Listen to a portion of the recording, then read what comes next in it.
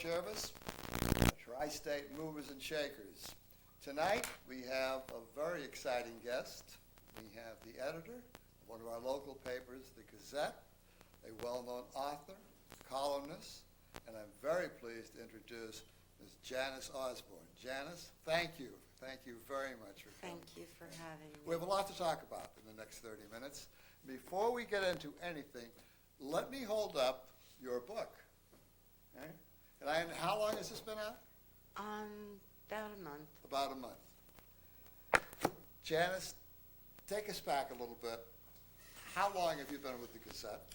I've been with the Gazette for 22 years. You've seen some changes in this area? I have. All right.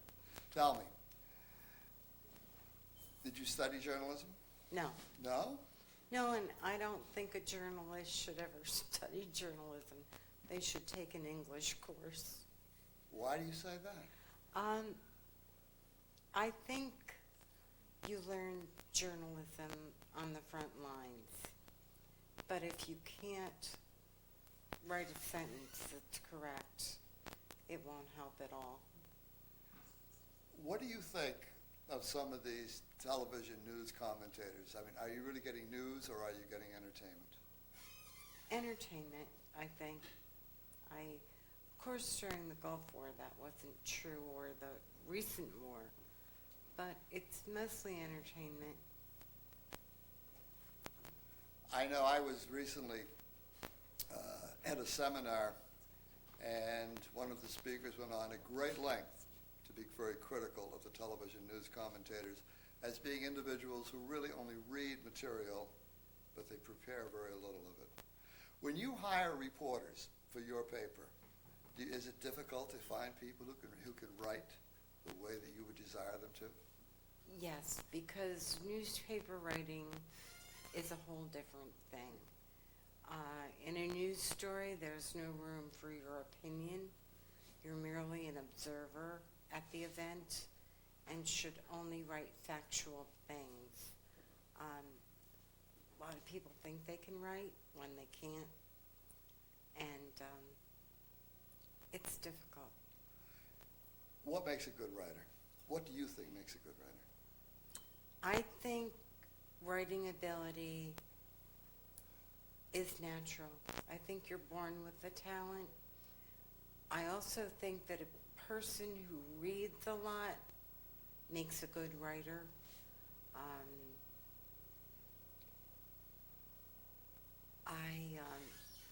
It's like painting. When you become a painter, you copy other people's styles until you develop your own, and then it's the same with writing. You know, I'm a writer, as you know, because you were very instrumental in my column, and I have learned something, and I would like to ask your opinion of this. I would hear about, and you mentioned it, style, whether it's an artist or a writer or an actor, and I never really knew what that meant. And I think I now have a better understanding of it. From writing, all of a sudden it's the inner you begins to come out in a rather consistent manner. Am I way off base here?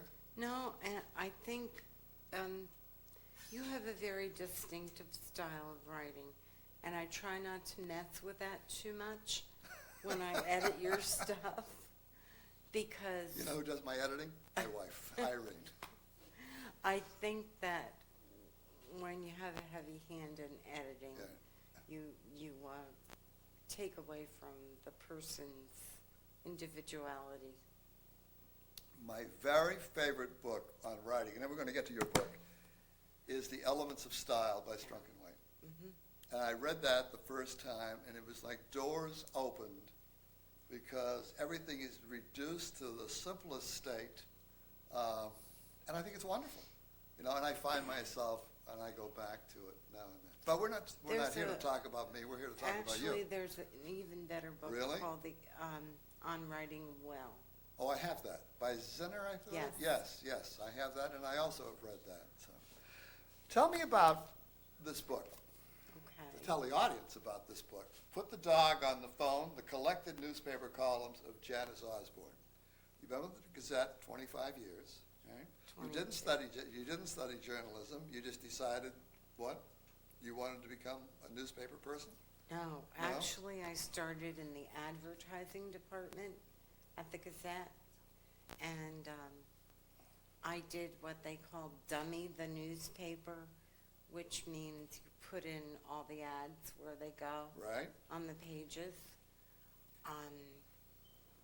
Then the local column writer quit, and The local who quit? local column writer. Oh, the local column yeah. writer quit. She quit, and I asked the editor to give me a chance, and it progressed from there. You enjoy writing? I do. Do you like the newspaper business? I do. I can't think of anything else I'd rather be. I think you told me one time that the Gazette is owned by the same company that owns the Wall Street Journal. Dow Jones. Dow Jones. Mhm. Dow Jones. Yeah. Your book. What is it about? It's about life in a small town, Okay. mainly. Some of the stories are funny. Some are poignant. Some are just about real people. It's a slice of life. Let me, if you are prepared to, let me ask you to perhaps read something from this book so that our audience can get a better understanding of your flow of words. May I? Sure. Can I put you on the spot Sure. to do that? And by the way, how's the book doing? The book is doing well locally. I haven't tried to sell it any further than that. I just need to find something that is appropriate. Well, let's talk while I look. Okay. Okay. You self-published it? Yes, with firstbooks.com. I have to thank my husband for this book because he typed every single column into the computer for me and is kind of acting as my business manager. I don't have to worry about anything. It sounds like you don't have to worry about much at all. No, I don't. Peter does all of that for you. That's Okay. very nice. That's very. I know your husband. He was on the show a few months ago, and I found him delightful, very interesting. Okay. And anyway, I found something. This is this particular piece is called "Let's Have a Wing Ding." let's have a wing ding. Okay. I think married women should have showers for each other every 10 years or so. Why should new brides get all the good stuff? They don't know what to do with it anyway. After 10 years of keeping house, as my grandmother used to call it, everything a woman owns is broken, patched, or mismatched. What I wouldn't give for a matching set of china or something to drink out of other than Tom and Jerry jelly glasses. I'd love to have silverware in the same pattern, so when company comes, I don't have to rummage through the door to find stuff that almost looks alike. My can opener groans and always leaves 2 parts of every lid uncut. My cookie sheets look like they were used for armor in the Crusades. My coffee pot has a ring around the collar, and my iron cord has more bandages on it than a mummy. I could sure use one of the 3 toasters I got when I got married, or some of the fluffy towels. The nap on mine looks like dog mange. I can't remember when the last time was I had a frying pan without a bad complexion, a whole set of measuring cups, more than 1 steak knife or lids that fit my pots. It's not that I want a lot. I can do without a refrigerator door that makes ice cubes, although a woman my age should not have to wrestle with the ice cube trays. All I want is a mixer with 2 beaters that don't fall out when I'm trying to whip up a cake. It would also be nice to have new sheets with matching pillowcases. My sheets have pink roses and the pillowcases have green stripes. I think it gives me a nightmare. So what do you say, ladies? Let's stop giving it all to the brides and get a little back on our investment.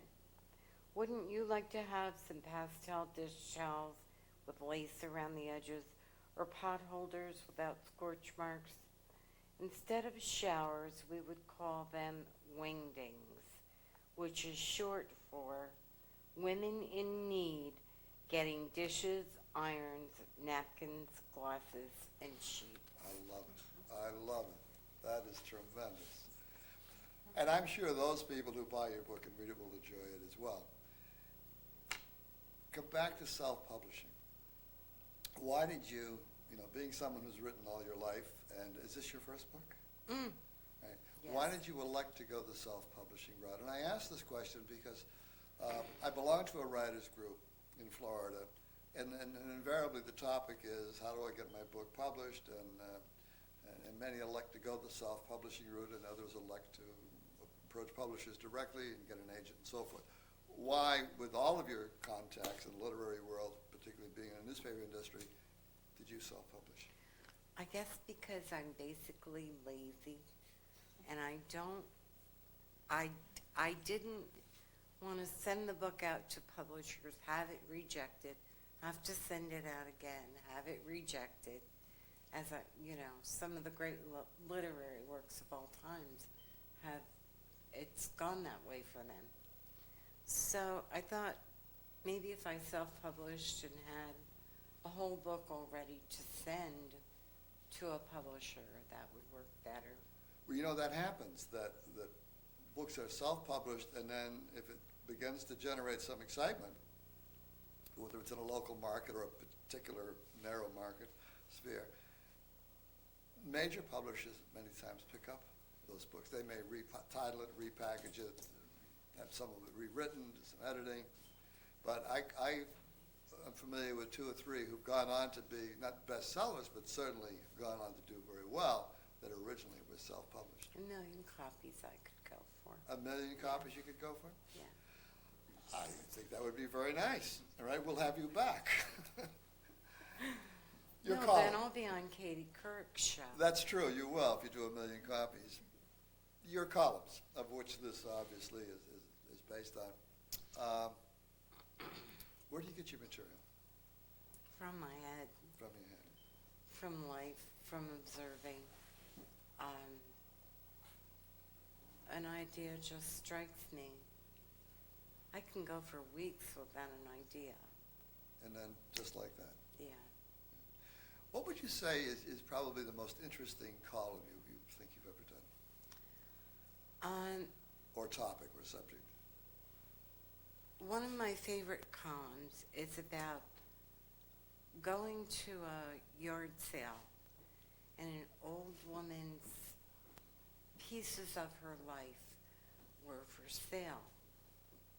And they made me ask myself what her life had been like. And here she was dead, and her life was being sold for Her life was for sale. 10 and 25 cents, and I wondered how much my china teacups would sell for someday. There's a certain amount of sadness to that. Yeah. I mean, things that you've treasured and collected over the years, Exactly. and there they are out in the driveway with little stickers on I them. mean, even her silk underwear was for sale. And that made me very sad. Isn't that had to be a rather moving, I would think, a very moving column. Well, I won an Associated Press award for that. Did you column. really? Yeah. Did you ever have your column syndicated? No. No.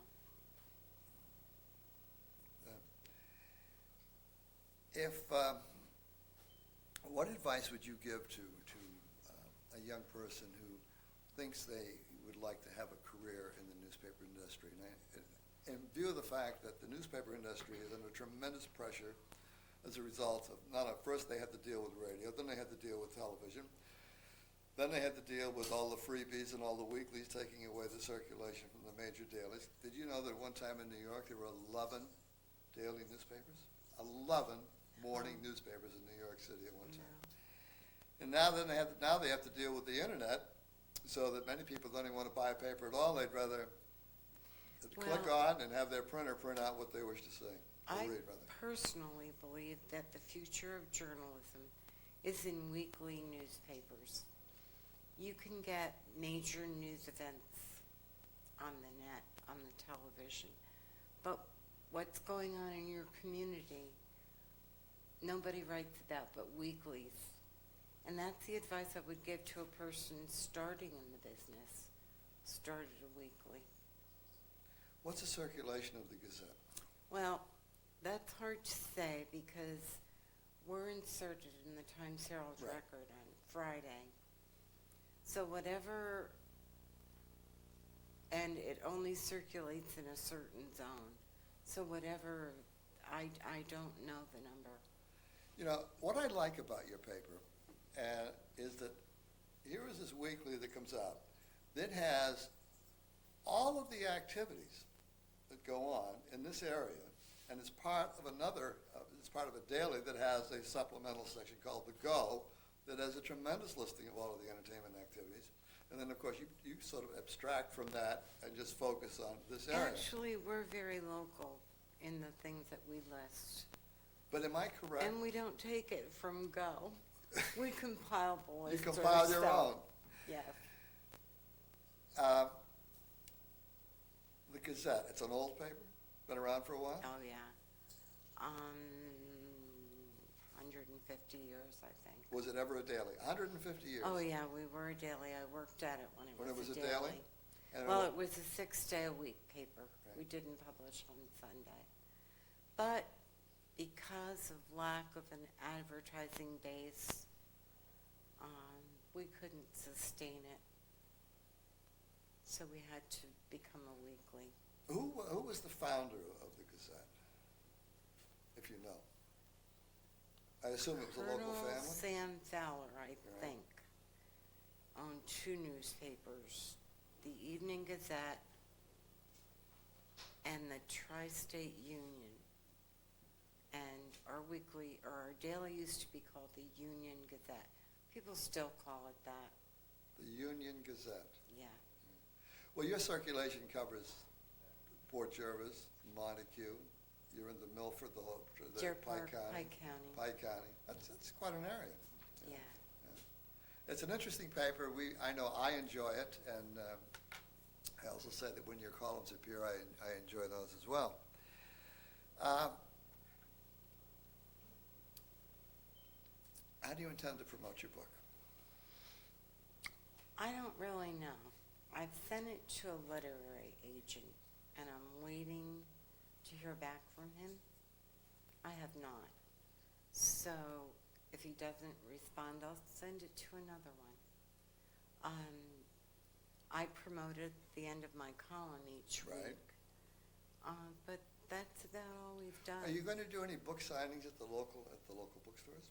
I did one at Fort Tucker a few weeks ago. I may do one at the library, That Fort would be very Jervis good. Library. Be very good. Excellent. Yeah. Excellent. Are you a native of this area? No, well, I am and I'm not. I was born in Hartford, Connecticut. My father and mother, who were both Port Jervis natives, had gone there to work in the aircraft factories Okay. just before World War II because there were no jobs. And so I was born there, as were a lot of other children from Port Jervis. Born in Connecticut? Yeah. Well, that makes you a New Englander. There was a whole community of folks who went there. But I was only less than a year old when I returned. When you came back. Yeah, Do you like Port Jervis? I do. I do. What do you think of all of the things that are going on around here? And I say all of the things we've talked about, this with other guests, the change in the railway system, even like the whole general area, not just municipal Port Jervis, but the Mount Laurel Performing Arts Center that's opening up, the possibility of casino gambling to the north, and the onslaught of people coming up from the city. Actually, I think the people who are expecting Port Jervis to ever be what it was in the past will never see that happen. But that doesn't mean that good things can't happen. People are always talking about Port Jervis finding its niche. Do you know what they're talking about? I do. What are Finding a specialty that they can be known for. And when it does that, perhaps then it'll be business of a different kind. But the Port Jervis that people remember and keep hoping we'll go back to happened before the malls. And the malls killed our downtown, as they did in every small city across America. You know, during the winter, we live in Bradenton, Florida. And in Bradenton is a city of about 150, maybe 200,000 people. And there are shopping centers, and there's a downtown. And in that downtown area, there's a main street about the length of the main street of Port Jervis. Well, that seems to be all that the mayor and council worry about in that city, is the revitalization of this small main street. And it just makes me wonder where their priorities are, because in a sense, does it really matter to the city, Bradenton, not Port Jervis, if that main street has a lot of traffic or it doesn't? And it never can, because there's no parking, and it's, as you say, it's trying to go back to the past.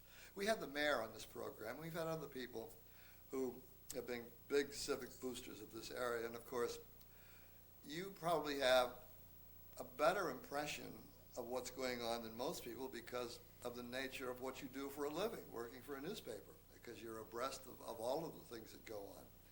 And it's interesting that you say the city sort of is still looking for itself, and that would probably surprise some people, because this is not a new city. One of the pluses about living in Port Jervis, this sounds like a cliche, but I mean it, are the people. There are no better folks when you're in trouble to celebrate with. And I've known a lot of them all my life, and it's truly a community of caring people. You know, you are not the first guest that we've had who's made basically that same statement. I'm sure you know Dorothy Solomon. Mm-hmm. Well, Dorothy Solomon was, when we began this program, this series, was our very first guest. And those were precisely her words. You know, she raved about the people. Well, Dottie is Port Jervis's best cheerleader. Dottie is Port Jervis's best cheerleader. Right? I have to make sure that Dottie watches this program and she can hear all of these accolades about herself. Well, you're married to another big booster of Port Jervis, and that's your husband, Peter Osborne, of the Minisink Historical Society. He does get discouraged on occasion. He gets discouraged? Yes, he does. Well, we'll have to have him back on. And I think that's because we've traveled so much and we've seen vibrant communities that work, and he comes back home and gets frustrated. You know, and I can appreciate that. But if you go to a part of the country in which the population is moving to, it's easy. I mean, the people are just coming, and the shopping centers are getting built, and the new housing developments and the vast housing tracts go up, and the developers are signing, everybody's happy. But when you come back to the old industrial Northeast, as you very well know, it's a totally different situation. But what I find intriguing is, and I use a very simple indicator as a barometer of what's going on in this town, and that is the number of cars that are at the Port Jervis railway station. Because that tells you something. I remember a few years ago, if there were a half a dozen cars, it was a lot. Go there today. And that tells you that people are moving here and they may be working in a city, or they may be working in Orange County, Rockland County, rather. But the point is, they're coming here. And when you drive around Port Jervis and you see all these restorations, that's also very encouraging. So I think there's a future here. And, of course, so do many other people, including the mayor and council. What do you think the future holds for the Gazette in this area? Well, I have fought for 5 years to keep the Gazette in Port Jervis. Are they trying to move it? No, to keep it existing at all. There used to be many weekly newspapers the Times Herald Record published. We're the only one left. They shut down all the other operations. So I'm hoping they'll give us the support that we need, but you never know. Well, I know that a lot of people read it, and I know that a lot of people rely on it. And I can tell you this from firsthand experience because, as you know, my column is in your paper, and I get a lot of calls and a lot of email from people locally asking questions, wanting, can I send them a back copy, whatever it may be. Point is that it is a paper that is read. And I would hate to see it go by the wayside that so many other papers have. And I have a little bit of a newspaper background, only in the sense that my father-in-law had been the circulation director for the New York Herald Tribune, and prior to that for one of the Hearst newspapers. And I saw what happened to the New York Herald Tribune. It was sandwiched in between the Times and the News and the Post, and of course it just couldn't make it in terms of circulation. And as you know, everything is circulation in the newspaper business. Well, then this is my plea for folks to advertise. Well, yeah, I think you have to tell them, Janis, where they can find it. Where can they find the paper? We're at 30 Canal Street. Where can they find it to buy it? You can buy it after Friday. But what can you do to get it on Friday? Oh, you have to subscribe to the Times You Herald. you buy the record at any newsstand, and it automatically is inserted. Am I correct? You can also buy a subscription to the Gazette for $18 a For the whole year.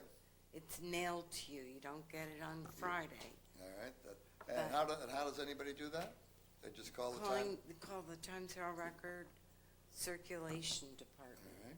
And I hope some people will do that because it's a wonderful little paper. It's a resource for this community. And small cities of this size and the whole area being, in a sense, small compared to the large metropolitan areas, it's nice to have a weekly newspaper that we can all enjoy, and you can read about your friends and your neighbors, and in a positive sense, of course. And you'll miss it when you don't have it. And you'll miss it. Well, we can't let that happen, Janis. Janis, is there anything you would like to say about your book? We have just a couple of minutes left. And again, it's Put the Dog on the Phone, the collected newspaper columns of Janis Osborne. I'll be honest, I have not read it. I hope that I will be able to. And What I'd like to say is the book should not be read cover to cover. is this the kind of book that you read at certain times of the day? This is bathroom material? I guess, except I don't read in the bathroom.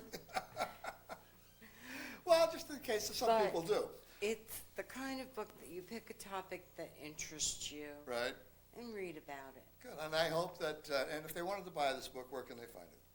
They can buy it at the Port Jervis Library, the Book Nook, Turning Heads Beauty Salon on Pike Street, or by going to our website, www.putthedogonthephone.com, and there's an order form on the website. Well, I hope that you will sell a ton of these, and I hope it'll go on, and it'll get picked up by a publisher later on, and someday we'll be reading about, I'll pick up the New York Times Book Review section, and I'll say, look at this. Oh, Look at this. I hope. All right?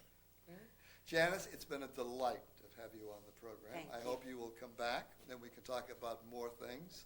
And it's been interesting. There was other questions I wanted to ask you about triangular writing and journalism and all of these kinds of things, but we didn't get to it. But I want to thank you so much. And will you come back? I certainly Okay. will. Thank you very Thank you, much. Janis. Right. And thank you for watching, and we will see you next week. I'm Dr. Paul Adams, your host.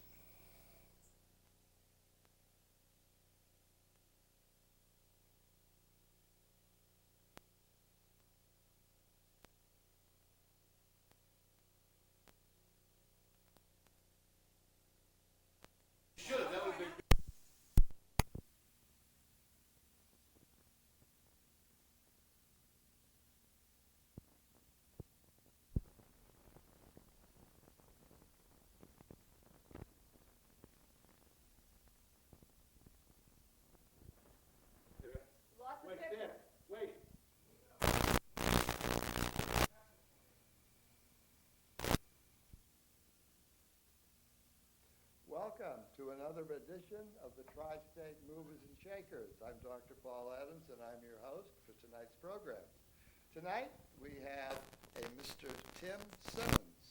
Tim is a lifelong resident of Port Jervis, went to high school here, left here in 1972, went on to the University of Bridgeport, Connecticut, earned a Bachelor of Science degree in education, teaches at the Minisink Valley Middle School in Slate Hill, New York, and is married and has two children, Ryan, 15, and Matthew, 14.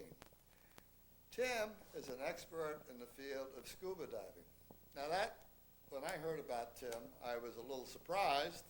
In Florida, where we are in the winter, there are scuba divers, and that makes sense. But up here, along the Delaware Valley and the Delaware River, up in the Catskills and the Poconos, scuba diving just doesn't seem to fit, and perhaps you can explain that for me, Tim. Well, I originally got involved with scuba with the fire department. Okay. And I was always interested in water activities and things along those lines, but the idea of scuba really sparked my interest. Do you know what scuba means? Sure. Self-contained underwater breathing apparatus. You're absolutely right, and I just discovered that today. And I'd like to, when I found a bit of history, I also think maybe you are aware of it. When did undersea diving first begin? How old a sport is this? As it is today? Well, no, not as it is Well, today. the Egyptians did it. The Egyptians did it about 2000 BC. You're better than my source of information, Tim. I went to the website, and I looked up scuba diving. And it says the earliest reference to underwater diving techniques occurs in the manuscripts of the Greek philosopher Aristotle, which referred to a diving bell used by the forces of Alexander the Great. That's right. And you knew this. And I was very surprised about this.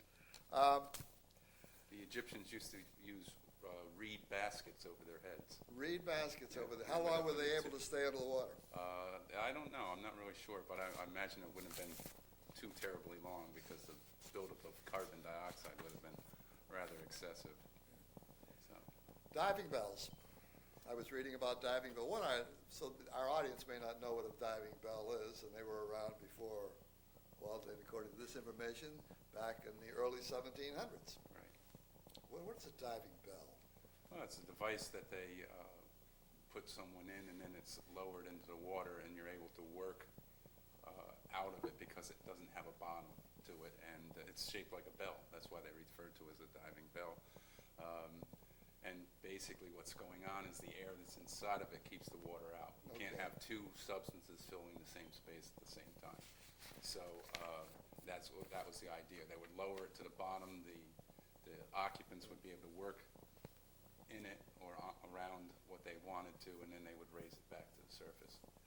I've had two experiences. One is I did some scuba diving off Catalina Island in California many, many years ago, and I was very impressed and almost in awe of the beauty of the vegetation and the colors and the flora when you're down there. I didn't go very deep.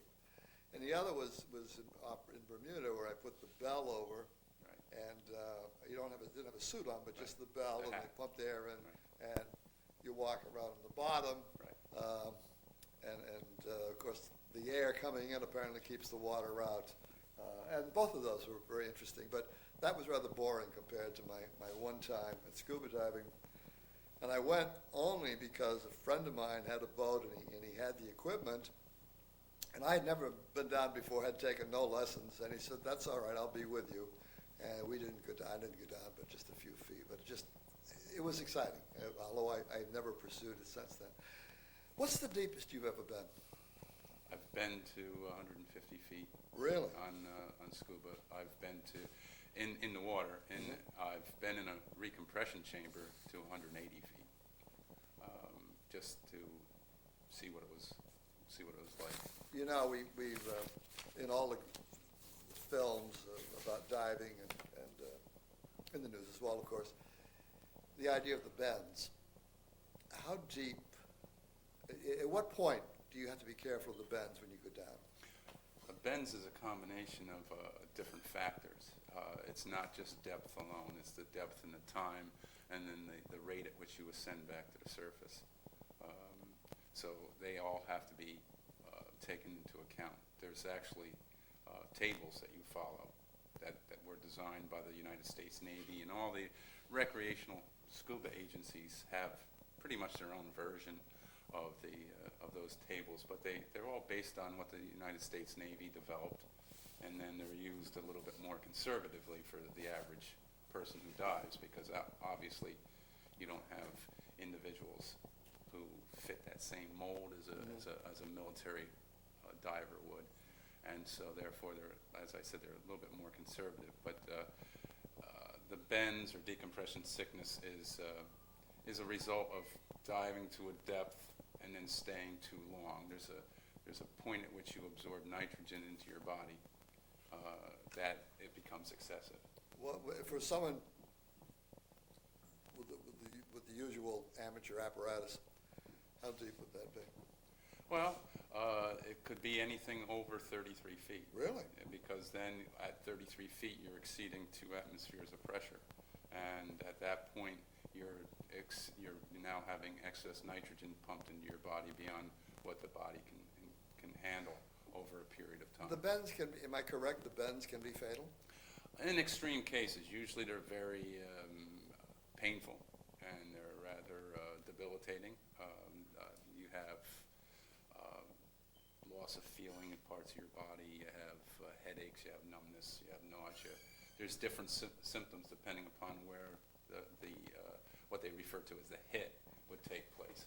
I'm sure you've seen these old World War II movies about Sure. submarines. The submarine is in trouble, and they decide that they're going to shoot the crew to the surface. Right. How real is that? It's very real. What about the bends?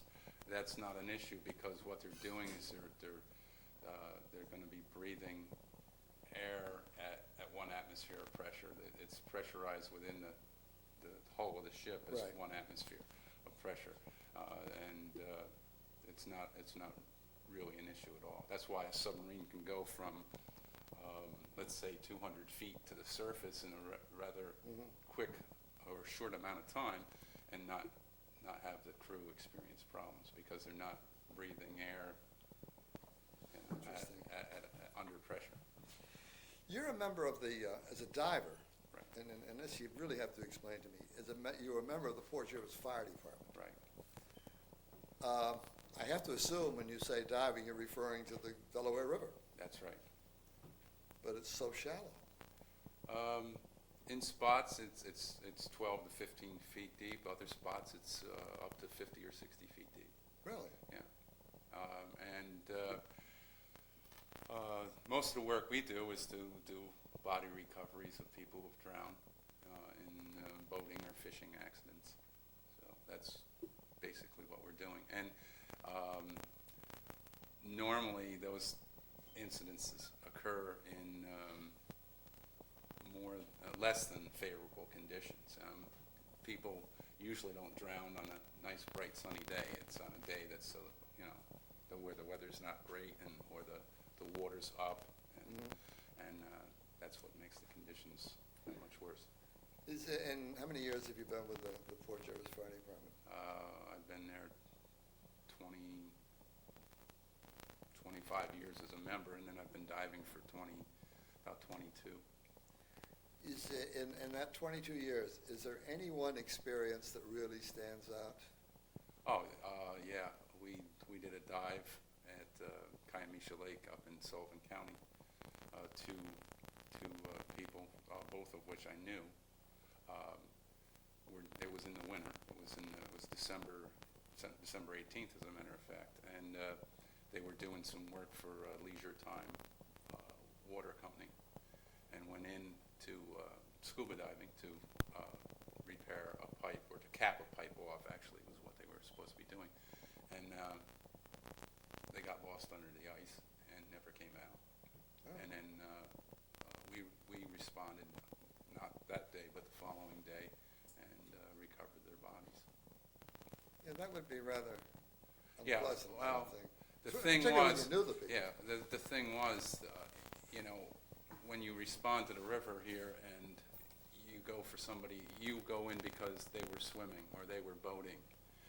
In this case, we were there to get them because they were doing what we were doing. We were there doing what they did, I see. and they didn't come out. So it was a type of a thing where, in that particular case, I can distinctly remember, you know, usually you breathe, and every now and then you look at your gauge to see how much air you have left. In that particular instance, it was like you breathe and then you look at your gauge, and you breathe and you look at your gauge, and you breathe and you look at your gauge, because, you know, those people were doing the same thing you're doing, and they didn't come out.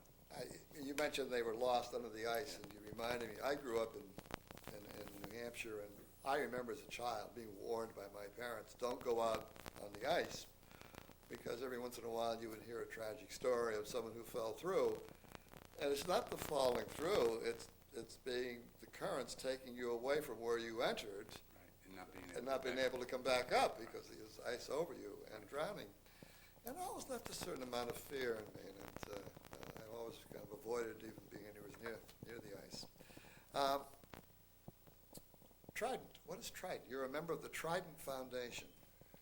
The Trident Foundation is a not-for-profit organization that was developed by a group of people who saw a need for diving expertise where local municipalities could not affect a recovery of an individual or individuals because of either the depth, the amount of time, conditions. And so what it was, it's a foundation that was created.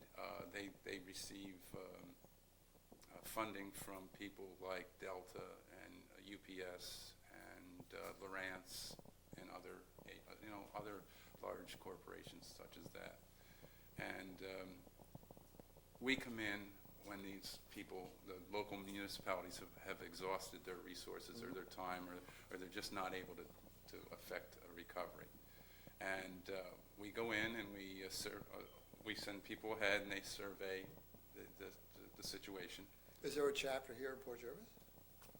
There are several. Right. There's two of us, two members here. Two members. There's right at the present time, there's about 35 members of the team nationally.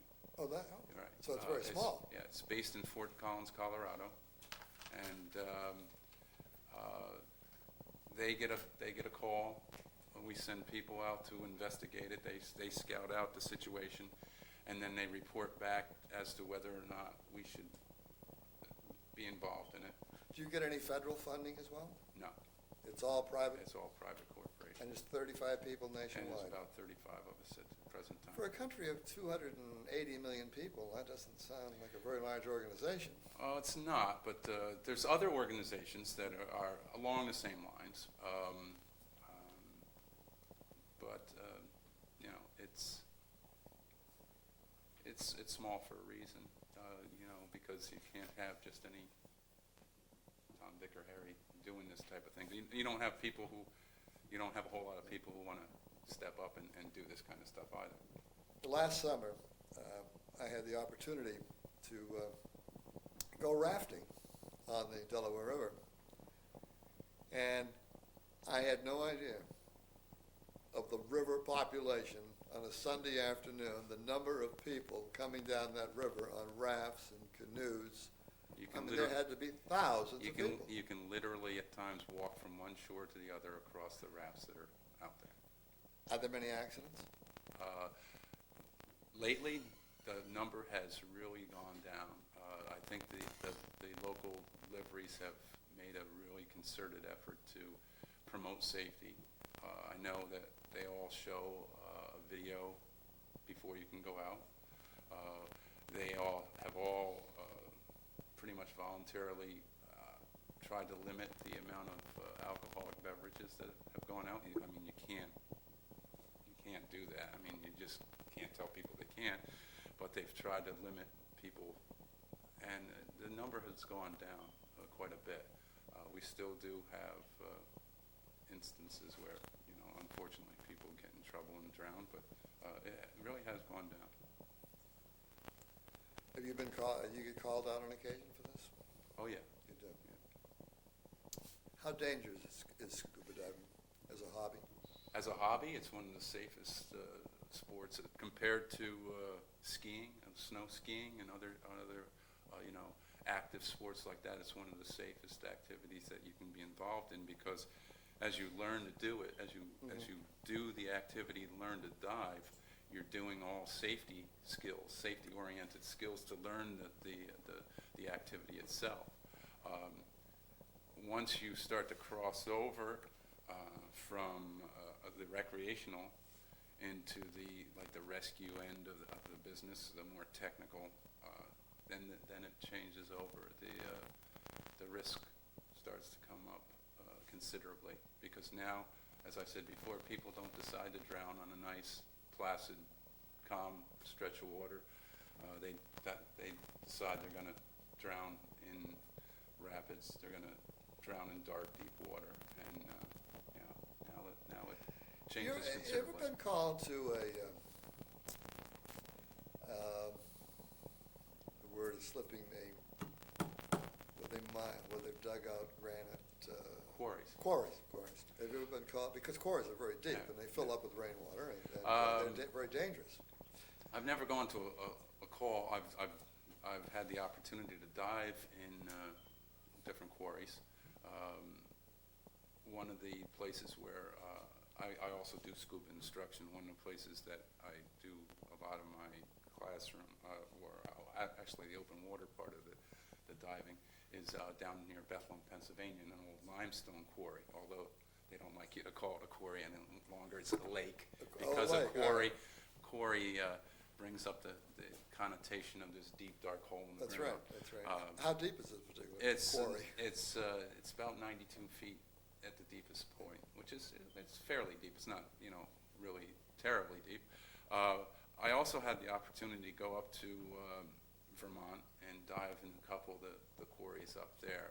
Actually, I myself and another gentleman from town here had the opportunity to dive in the oldest marble quarry in the United States. Really?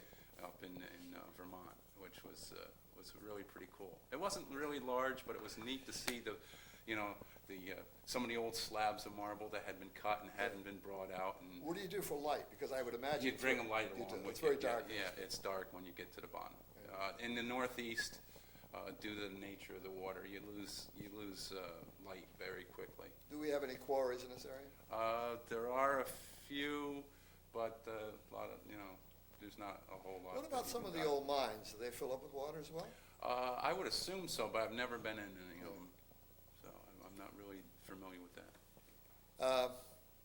I had the opportunity, the man is no longer living, but a few years ago I had the opportunity of sitting in Mel Fisher's office in Key West, Florida. You know who Mel Fisher is, of course. And he was a very intriguing and persuasive individual. And of course, he has this museum of a bunch of the riches that he's pulled from these wrecks. Have you ever been interested in the treasure hunting aspect of diving? No. Well, to some extent, I think wreck diving is an area that is kind of along those lines. Right. You're not gonna get rich on wreck diving, but it's kind of the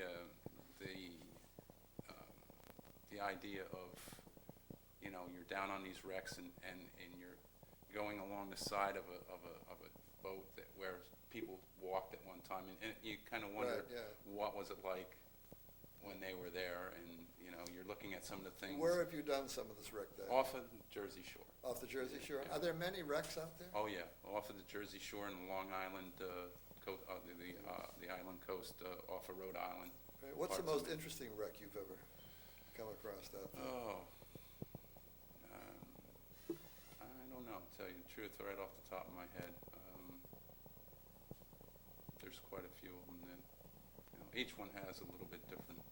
But you didn't run into Jaws too, No, where no. you go in and No. and the fish takes There your are arm some, off? there's some places where, you know, I mean, the sharks go by and it looks like, you know, your neighbor's Chevy just drove by you, you Really? know, but, yeah, there's some pretty good sized fish when you're in the water like that. You've seen shark, of Yeah. course. What's the largest one you think you've ever seen? Probably about a 12, 14 footer. Were you nervous? Oh, yeah. Very, Oh, yeah, yeah. When you, And what do you do when you run into the shark, you you're down just, there? You just. Say, pardon me, I'm going home? No, you just kind of stop and let him go, and You don't argue with no, him? no, not at all. No, because he's going to win. Interesting. Yeah.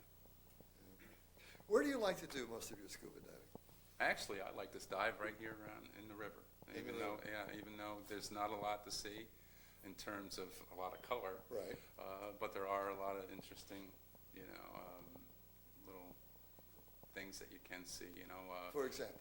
a lot of the pieces of the old railroad bridges that have been washed out, different rock formations under the water, just different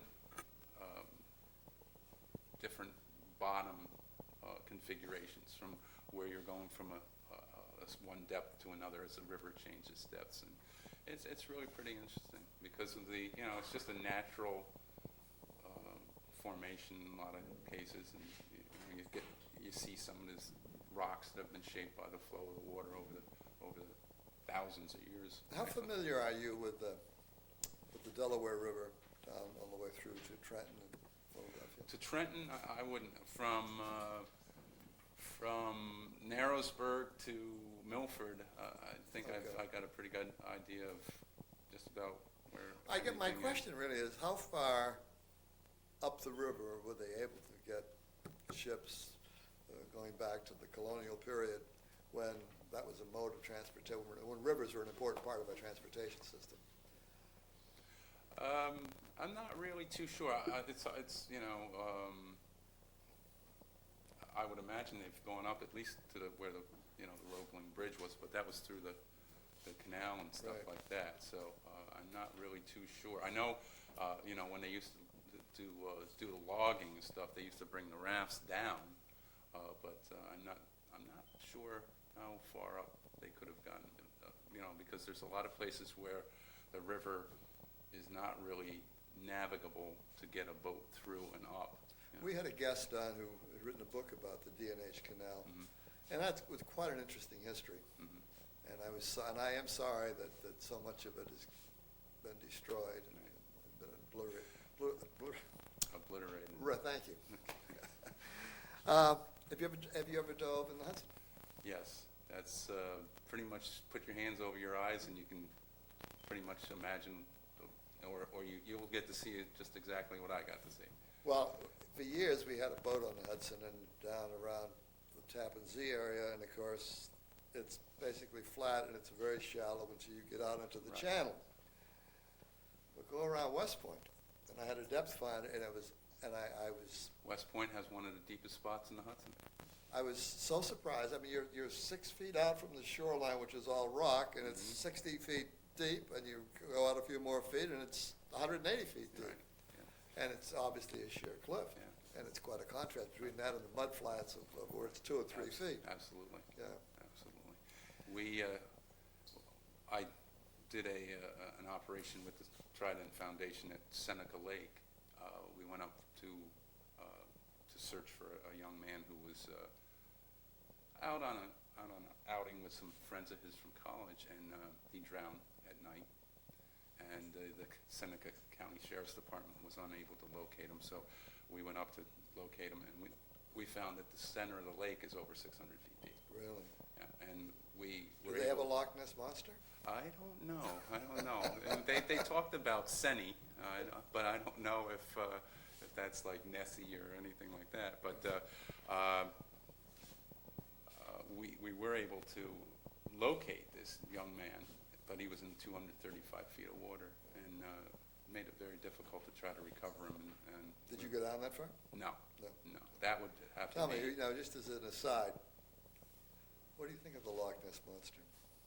Think there's any validity to this claim over the years? I don't know. I wouldn't want to.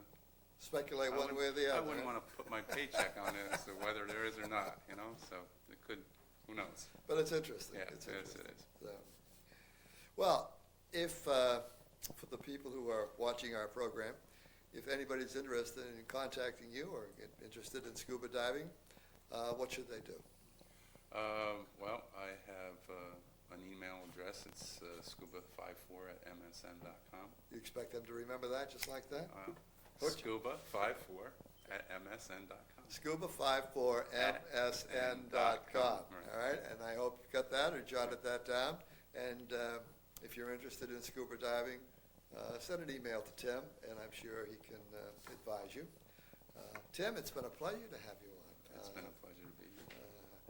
I don't do any scuba diving, and I don't see any in my immediate future, but I have thought about the one experience that I had with it and how enjoyable it was. And I was surprised when I discovered that one of your pet interests is scuba diving, living on the Delaware River, which places has a depth of about 3 feet.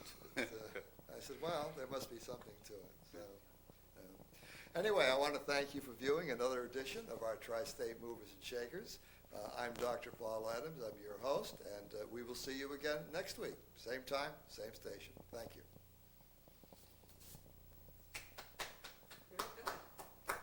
Thank you. Thank you. Good job, Jeff. Thanks. You too, Paul. Thanks.